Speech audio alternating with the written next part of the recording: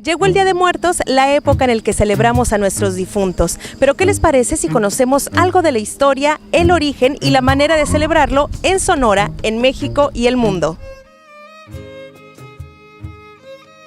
El culto a la muerte es de origen prehispánico. Estaba aquí antes de que llegaran los españoles y los nativos americanos, aztecas, olmecas y demás, ellos tenían su propia cosmovisión. Creían que según se moría la gente, iba a diferentes partes del inframundo. Entonces, con la llegada de los españoles, se les introdujo la visión de la Iglesia Católica del infierno y del cielo. La festividad de los muertos en México, del centro del país, tiene esa mezcla de las dos cosas, la visión de los indígenas y la visión católica. Por ejemplo, el pan de muertos es un pan español, pero las flores, el cempasúchil, el agua y todo eso es indígena. Lo representa con estos altares de muertos que tienen la parte de la iglesia, que es los dos niveles, el cielo y el infierno. Y la parte nativa, indígena, de que los muertos vienen, bajan con nosotros. Hay que ponerles agua, hay que ponerles luz en veladoras para que se les ilumine el camino. Hay que ponerles la comida que les gustaba para que ahora que vienen lo disfruten igual. En Sonora llegó esta cultura igual, la trajeron los jesuitas, 630, 1640, y la impusieron también en los indígenas sonorenses, sobre todo los mayos y los yaquis, que tenían su propia cosmovisión también. En la parte sur el culto es diferente, allá es en las noches, se vela a los muertos, se encienden velas, se toca música y se arreglan las tumbas. Acá la festividad en el norte y centro del país es en el día.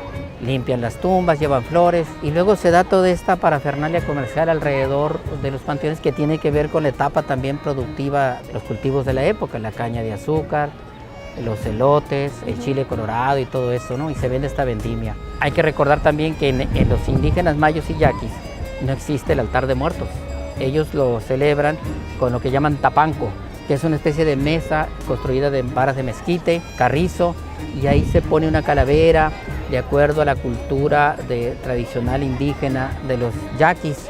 No tenemos tampoco tanta celebración con tanta flor. Será que aquí tampoco hay tantas flores, ¿no? Aquí es un poco más, digamos que austera.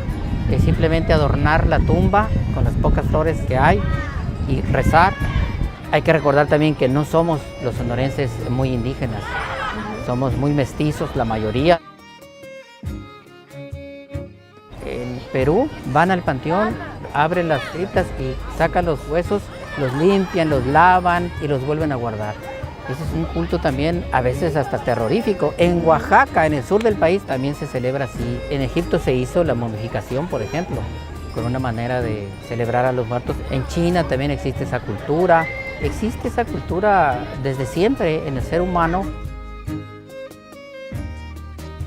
Y esta cultura norteamericana que ha influenciado mucho en la generación actual y ha estado haciendo que se pierda la cultura tradicional mexicana. Todo esto está mezclado recientemente y muy recientemente, los últimos 30, 40 años.